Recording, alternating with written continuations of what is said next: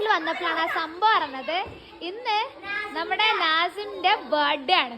അപ്പൊ ഞാനൊന്ന് എടുക്കാൻ വന്ന ചാപ്റ്റർ ആണെങ്കിലോ സെലിബ്രേഷൻ, അതിലൊരു ബർത്ത്ഡേ ആണ്. അപ്പൊ പിന്നെ അവന്റെ ബർത്ത്ഡേ ക്ലാസ്സിൽ സെലിബ്രേറ്റ് ചെയ്യാന്ന് വിചാരിച്ചു. ഞങ്ങളെല്ലാരും കൂടെ വിഷ് ചെയ്തു അവനെ.